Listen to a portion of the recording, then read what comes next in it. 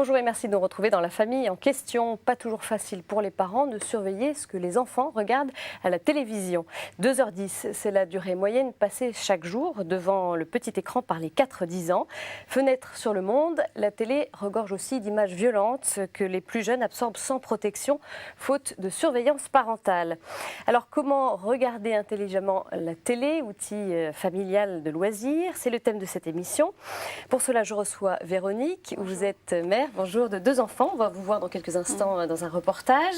Face à vous, le docteur Claude Allard. Vous êtes pédopsychiatre et co-auteur avec Cécile Dolé de l'ouvrage « Qu'est-ce qu'il y a à la télé? Aider nos enfants dans leur choix » qui est paru chez Albin Michel. Enfin, à vos côtés, Benoît David. Alors vous n'êtes pas un spécialiste, mais un homme de terrain, consultant en communication et sur le comportement. Et vous avez publié Vivre mieux aux éditions Sarment du Jubilé. Vous serez d'ailleurs présent régulièrement sur la famille en question pour nous apporter votre éclairage en fin d'émission.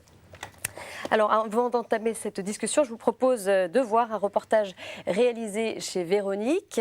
Vos enfants ont 6 et 9 ans et c'est surtout l'aîné Louis qui est accro du petit écran.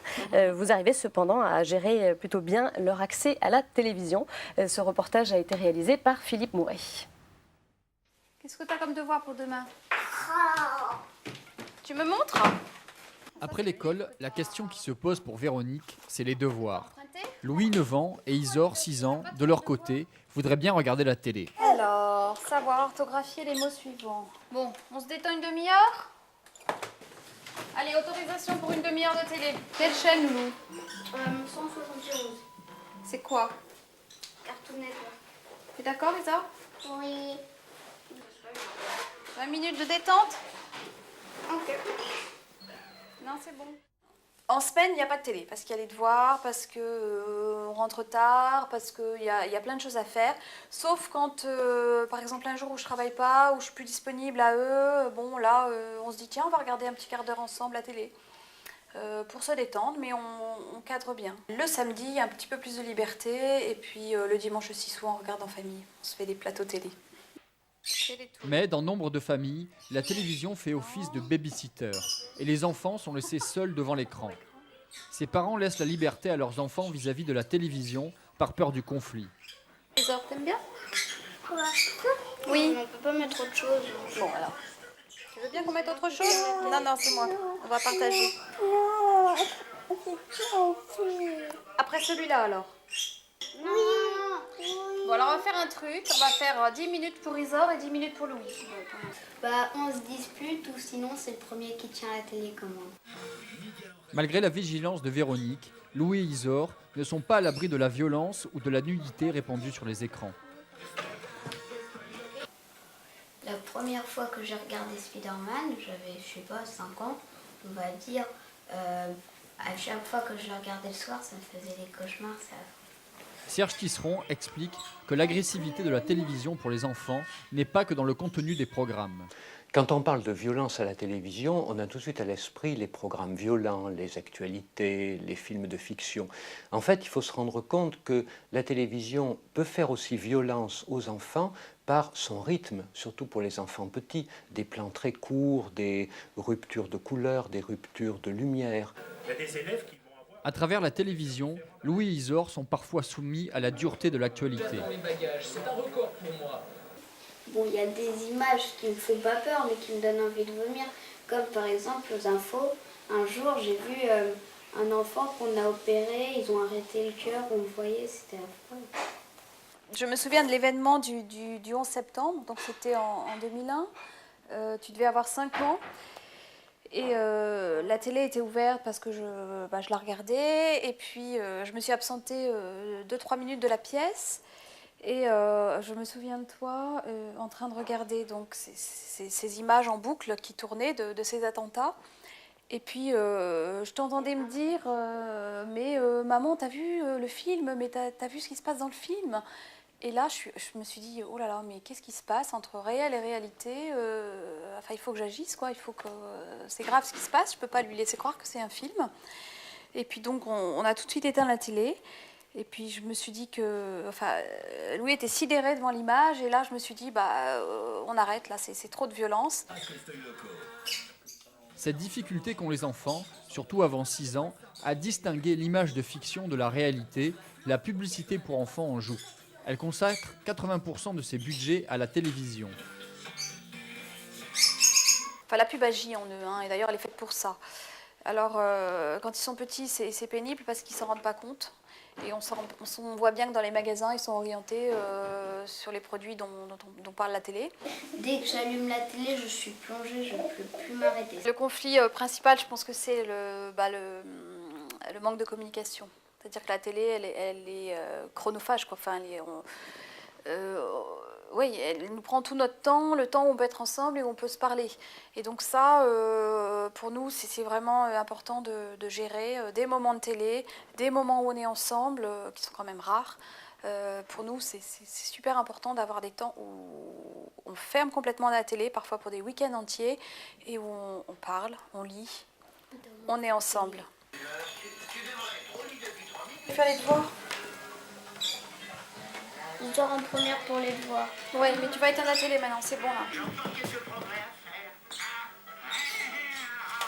Merci Louis. La télévision est un divertissement, mais Véronique a choisi de ne pas en être esclave. Elle en fait une source d'apprentissage grâce au dialogue avec ses enfants. Alors Véronique, vous venez de voir ce reportage, on vous voit quand même dans une situation, vous êtes avec eux, vous avez la télécommande en main, c'est pas tout le temps le cas.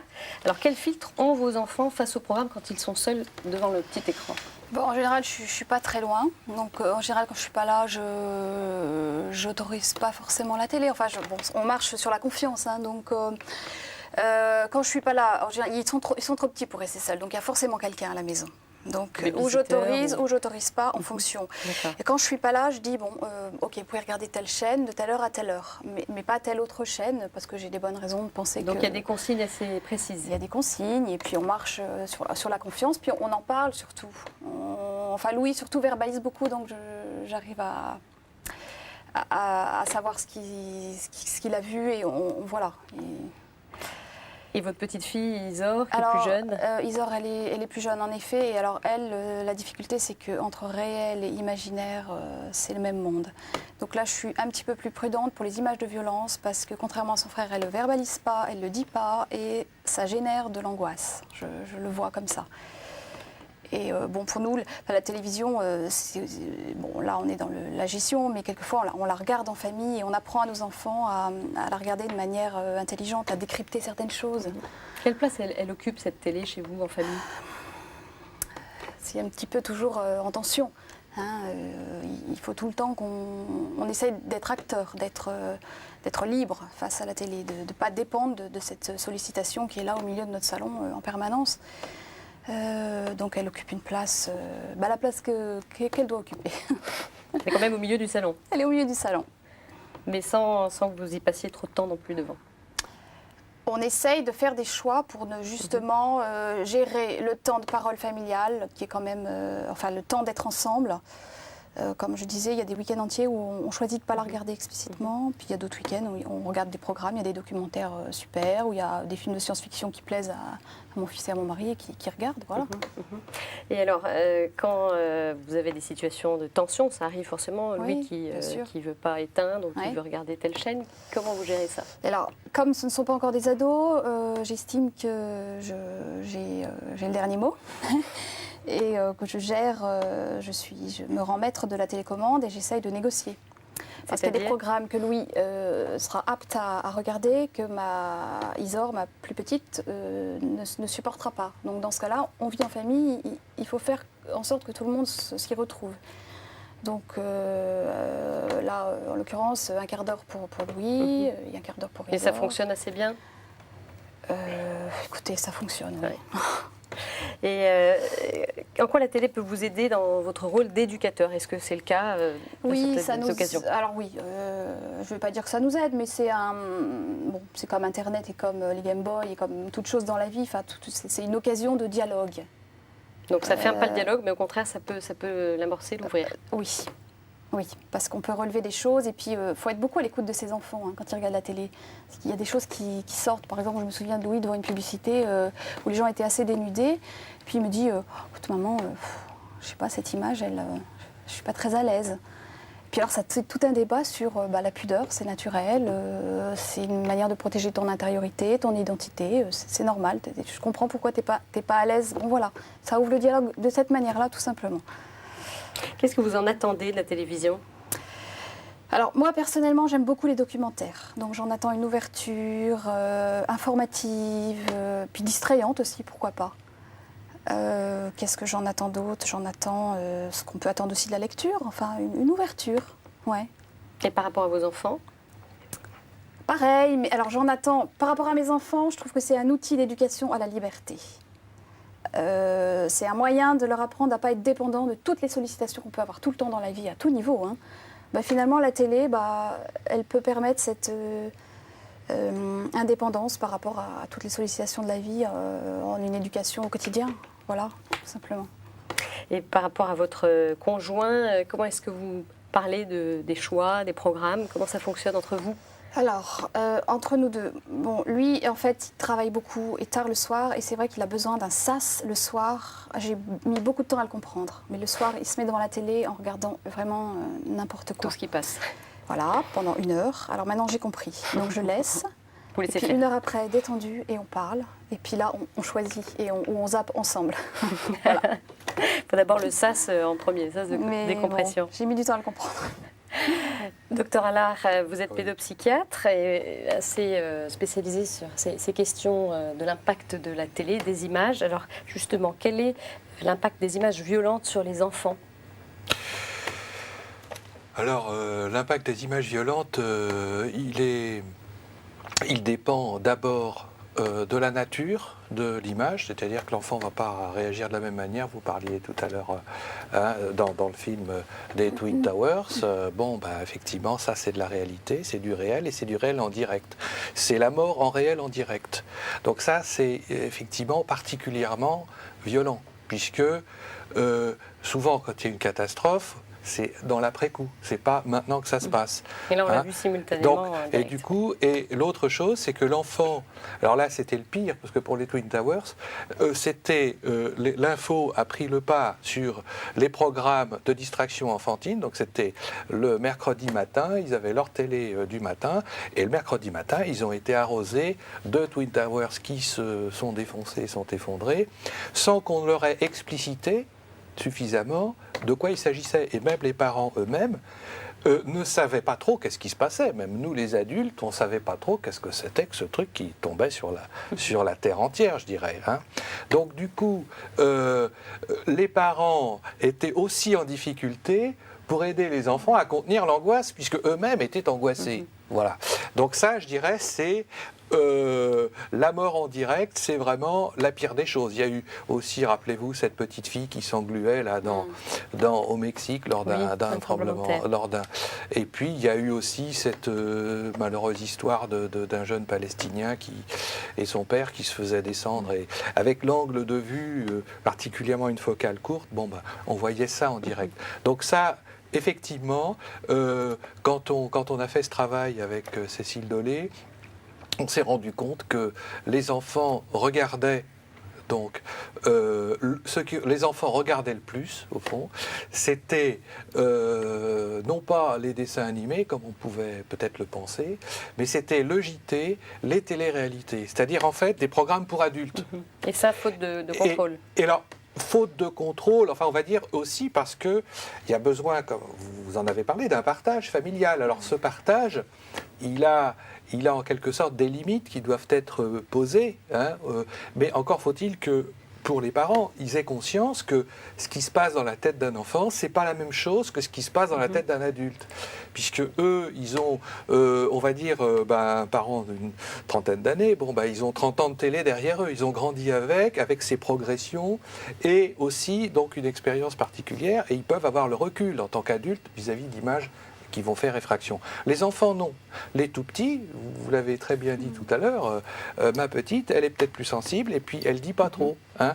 Et puis en fait, réalité imaginaire, c'est quelque chose qui n'est pas encore organisé, structuré psychiquement avant, on va dire, la 7e année. Ouais. Il y a des éléments qui se manifestent de réalisme, qui se manifestent à partir de 4 ans et demi, 5 ans.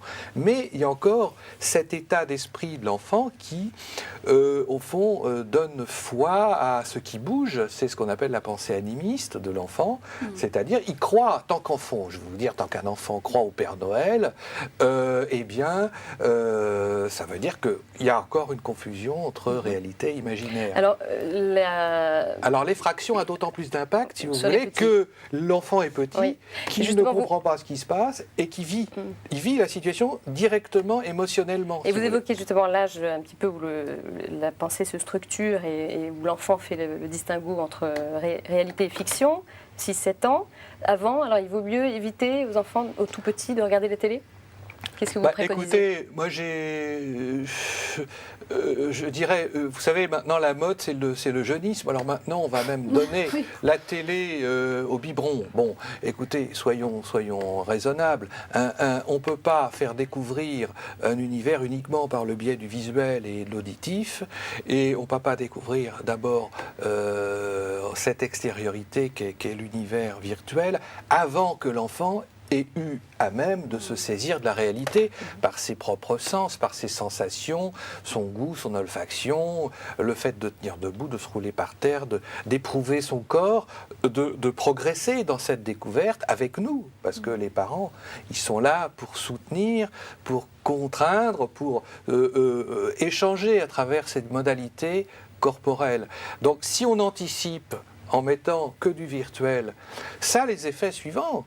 Il y a un très bon article qui a été fait, qui est paru de façon très confidentielle dans Courrier International, d'un pédiatre allemand qui a fait une étude sur plusieurs centaines d'écoliers et qui s'est rendu compte que l'année du CP, il a fait des dessins du bonhomme, il leur a fait faire à tous les enfants, ceux qui étaient le plus gros consommateurs de télévision avaient des bonhommes qui étaient mal fagotés, qui avaient des bras mais à peu près, qui n'avaient pas de mains, qui restaient infantiles au fond. Et puis ceux qui avaient une consommation, on va dire modérée, c'est-à-dire en dessous de 2 heures, quelque chose comme ça, ceux-là, ce qui est déjà pas mal, ceux-là, effectivement, ils avaient des bonhommes beaucoup plus riches, beaucoup plus fournis, beaucoup plus développés. Donc ça veut bien dire que bon, là, c'est une vraie étude scientifique. Ça n'a pas été fait ailleurs, je pense, à ma connaissance. Docteur, et ça une veut dire question quelque rapidement chose. sur l'impact de ces images et comment les parents doivent y répondre. Si un enfant est face à une scène de violence, que faut-il faire pour réparer les dégâts ?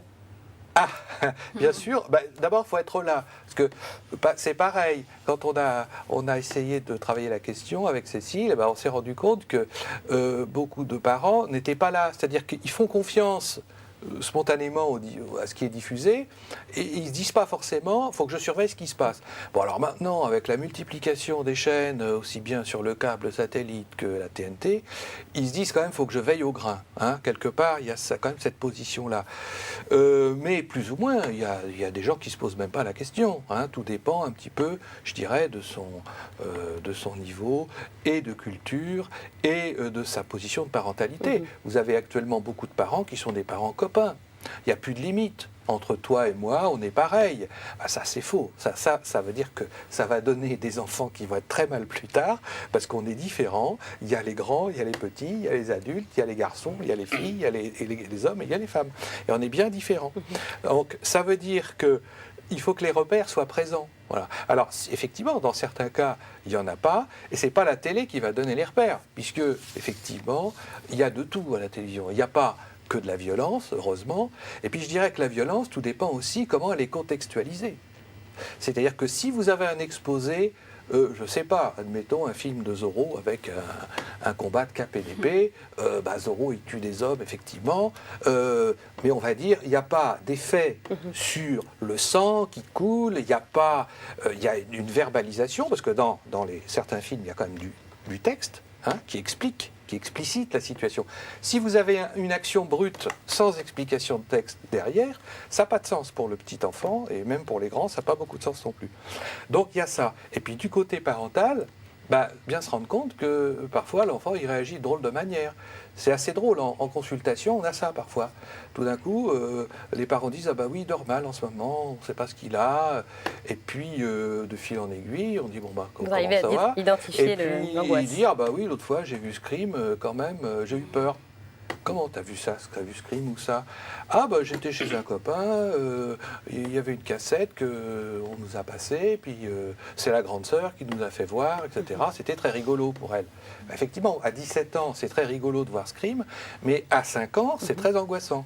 Donc là aussi, dans les régulations intrafamiliales, il y a la responsabilisation des grands par rapport aux petits. Et ça, je trouve que c'est très important, parce qu'effectivement, il y a la question du pouvoir sur la manette quand même. Puis il y a le pouvoir du jouir de cet instrument de pouvoir et le plaisir. Parce que regarder des images, ça donne du plaisir. Sinon, on ne regarderait pas. Sinon, il n'y aurait pas autant de gens qui regardent. Pour les dernières... Donc c'est contrôler ce plaisir. Ça passe par la régulation des parents. Absolument. Merci, docteur Allard. On va vous retrouver, Benoît David, pour les dernières minutes de cette émission. Vous allez nous apporter votre regard un peu sur ce qui a été dit.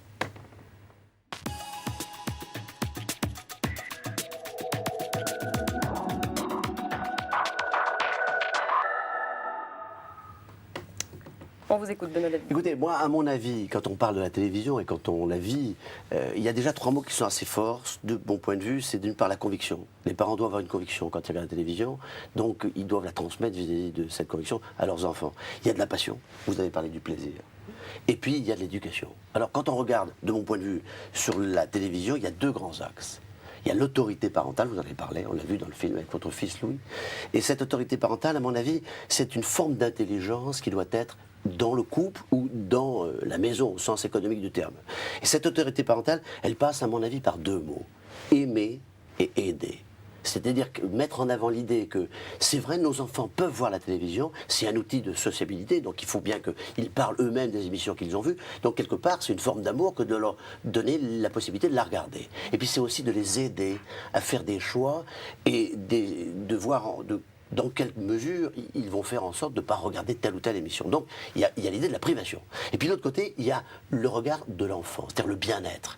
Et c'est vrai que l'enfant qui ne dort pas assez aura du mal-être, incontestablement. Donc, il faut qu'il prenne du plaisir à regarder sa télévision et à dormir au moment où il doit dormir. Le fait de regarder la télévision en mangeant, forcément, ça va supprimer un des 2 plaisirs, le plaisir culinaire ou le plaisir de l'œil. Donc, il y a l'idée du bien-être et il faut bien associer que c'est un plaisir et il vit. Donc, il doit vivre ce plaisir. Maintenant, au-delà de ces 2 regards, il y a, à mon avis, 2 grandes responsabilités. Et vous l'avez dit, la première responsabilité, c'est que nous, les parents, nous devons anticiper. C'est-à-dire choisir et choisir pour nos enfants. Vous l'avez dit vous-même. C'est important à mes yeux qu'on ne laisse pas l'enfant et il n'est pas le copain de son père. Donc, de ce point de vue, il y a des choix à faire. Puis, de l'autre côté, il faut décider. Décider de dire oui à la télévision et de consommer cette télévision ou décider de dire non. Et là, à mon avis, il y a 5 grandes attitudes. La première, c'est cet exemple. Quand le père, vous avez parlé de votre mari, et c'est important ça, vous avez eu raison de dire ce point-là. Cela dit, quand il est assis dans un canapé et qu'il va regarder la télévision pendant 1 heure, il montre une image. Et donc, il a une forme d'exemplarité. D'où le regard que chacun des parents doit avoir en termes d'exemplarité sur les enfants. Et puis, il y a un autre mot qui est très important, c'est cette exigence. C'est-à-dire, au-delà de l'exemplarité, de dire on lui dit oui et on lui dit non. Et puis, il est important que le couple ne se bataille pas en fonction du choix qui va être fait. Quels sont les autres mots? Écoutez, l'enfant a besoin de regarder telle ou telle émission, c'est nécessaire, je crois qu'il faut savoir écouter. Et puis ensuite, bien évidemment, l'aider à comprendre qu'on lui dit non, ou l'aider à comprendre qu'on lui dit oui. Et puis derrière, vous l'avez dit, vos enfants ne sont pas seuls, il y a hélas beaucoup d'enfants qui sont seuls, il faut une autorité de contrôle, incontestablement. Alors c'est pour cette raison qu'on peut mettre en avant 4 manières de réagir pour agir. La première, c'est dire oui, c'est incontestable. Et il faut intégrer le temps, parce qu'il faut donner du temps à la télévision au plaisir. Quelle est la seconde? Savoir dire non. Et il y a un très joli mot d'Aristote qui dit que si tu dis pas à ton fils quand il te gifle que ça va pas, il te donnera un coup et après il te tuera. Donc, la prise en compte du non. Quelle est la troisième? Féliciter. Quand l'enfant a eu un acte de couper le téléviseur, il faut lui dire que c'est bien. Et il faut lui montrer que c'est bien ce qu'il a fait. C'est un point très important. Enfin, je pense que c'est résumé. Il faut savoir penser autrement, vivre autrement. C'est-à-dire penser que la télévision est un outil du ménage, au sens économique du terme. Il existe, il est important. Et il faut mettre en exergue qu'on peut vivre autrement qu'avec la télévision. Et c'est pour cette raison que je finirai sur un très joli mot. Savoir à la fois l'allumer et prendre du plaisir à allumer cette télévision et savoir aussi prendre du plaisir à dire stop, on arrête. Et il y a un mot magnifique qui peut résumer l'ensemble, un très beau mot de Sénèque qui dit ce n'est pas parce que c'est difficile que tu n'oses pas, c'est parce que tu n'oses pas que c'est difficile. Si tu n'oses pas dire à tes enfants que c'est difficile de ne pas regarder la télévision, il aura des difficultés après. Donc il faut savoir un mot tranché, il faut savoir que c'est un outil de passion, c'est un outil d'éducation, et à mon avis, c'est un outil de conviction. Et c'est à nous, les parents, de forger cette conviction que c'est quelque chose qui doit être éteint, comme un frigidaire doit être, la porte doit être fermée ou allumée, comme bien sûr une fenêtre pour aérer. Voilà, c'est l'idée centrale à mes yeux de ce regard sur la télévision. Merci Benoît David. Rapidement, pour terminer cette émission, quelques livres à vous recommander. Enfants, consommation et publicité télévisée de Monique Dagneau aux éditions La Documentation Française. Également le manuel à l'usage des parents dont les enfants regardent trop la télévision de Serge Tisseron chez Bayard Éditions, et également une bande dessinée pour les enfants à partir de 7 ans, la télé en famille, oui, également de Serge Tisseron, et c'est chez Bayard Jeunesse. Enfin, quelques contacts utiles d'associations, le CIEM, le collectif interassociatif Enfance et Médias, dont les coordonnées s'affichent sur votre écran, 01 42 82 12 25. Il s'agit d'un réseau de vigilance sur la violence dans les médias, regroupant plus de 25 associations. Et puis, le CSA, le Conseil supérieur de l'audiovisuel, vient de lancer un mini-site internet fournissant conseils et explications aux parents, justement en vue de protéger leurs enfants de la violence à la télé. Vous pouvez consulter ce mini-site via la page d'accueil du site internet du CSA à l'adresse www.csa.fr. Voilà, merci à tous les trois d'être venus sur ce plateau. Merci à vous de nous avoir suivis. On vous retrouve la semaine prochaine pour un nouveau numéro de La Famille en question.